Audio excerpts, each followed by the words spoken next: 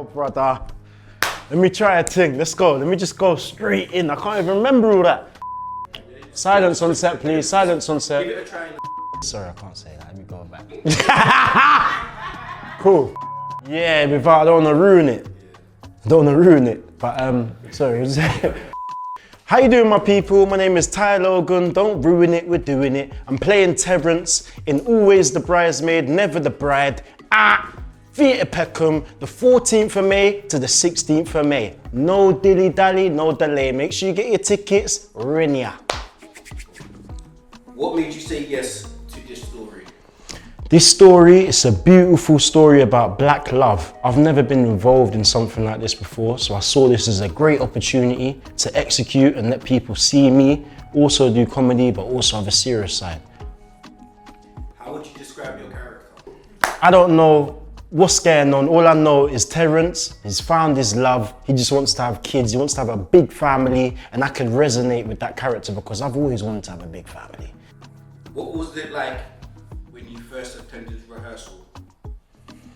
When I first attended rehearsal, it's like, I didn't know what to expect at first, because normally I work on camera. But I remember it took me back to like performing arts, when I used to study performing arts in college. Now I'm in a room full of people, we got to do exercises. It was a bit strange, but because my cast is so lovely, I felt comfortable and we just got straight back to work. I felt like I known them for 5 years, known them 5 minutes. It was crazy. If your character could give dating advice to people watching, what would it be? If my character could give anyone any dating advice, it would be to just have sex, have your kids, and just get on with it. Forget all the mortgage, forget the marriage, forget, if you found love, just get on with it. Let's build the family, that's the main focus, nothing else. Everything else will fall in place. That's Terrence's advice. Why do you think it's important to see more black stories on stage and on screen? Easy question, easy answer, sorry. The reason why it's easy for us to do that is because there's not much out there. There's there's not many black love stories. There is a few, but there's not many, especially with on stage. It's just like, it's a whole other world that we're exploring, and I feel like the more we do it, the more exposure we give to black love, and yeah, it'll just, show us in a great light instead of, any negative stuff. It's a beautiful story. What do you think audiences will relate to the most in this story? Ooh.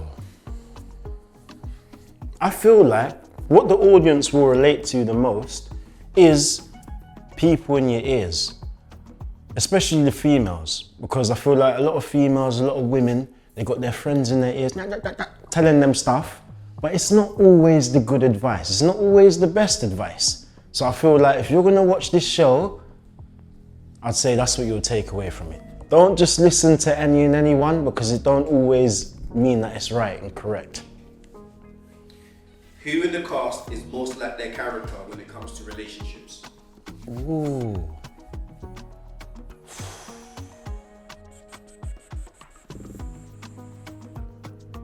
Maybe me, Maybe me.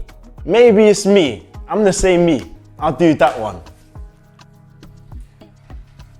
If your character had a toxic trait in dating, what would it be? To just want to have babies and nothing else. That's toxic, isn't it? That is toxic.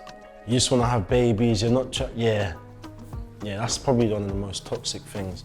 But I do feel like my character's fair as well. Like, he does, hear his partner, he listens to SJ, but then when you don't agree, he will get his point across. So, yeah, it's a balance, which it should be in any relationship. What do you hope people feel after watching this story?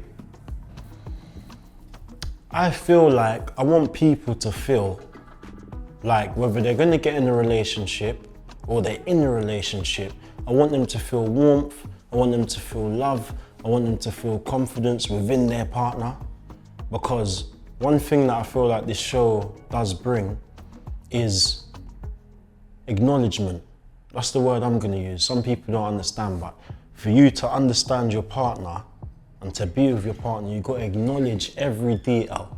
You're going to see different couples, not just me, different couples, everyone's going through the whole thing, but I'll use Troy as an example with his partner. And you gotta look out and listen to not just words, you gotta listen to body language. So if you are in a relationship or looking for a relationship, there's a lot you can take away from this project. What moment in the show do you think will have audiences talking the most? Me personally, I feel like Troy and Lauren, their situation will have a lot of people talking. Because in life, everyone goes through stuff. Every couple's gonna go through stuff. So it's down to you, how you communicate that with your partner. And I feel like they're a great example for that. So yeah, that's the one. That out of all the couples, that's the one you're gonna learn, and I feel like you'll take a lot away from. And to people who have never been to theatre before, or hardly been to theatre, why should they come and watch this show? You gotta come and watch this show because you gotta spread your wings. You know what I'm trying to say? When you go to the cinema, there's car action. No, if you wanna see real art of acting, live. There's no car, take one, take, this is live. So if you wanna see a beautiful story, live in the flesh, and you haven't experienced it, it's a great experience. You're gonna see everything right in front of your face, firsthand. And you're gonna have a great night. You know, there might be cries of laughter, there might be cries of pain, but you're gonna be, you know, there's gonna be a lot of great emotions to experience that you would never get from the cinema. Lastly, any last words?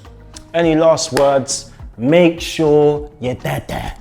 Yeah, 14th, not 18th, not 14th of May to the 16th. Yeah, don't miss out, please.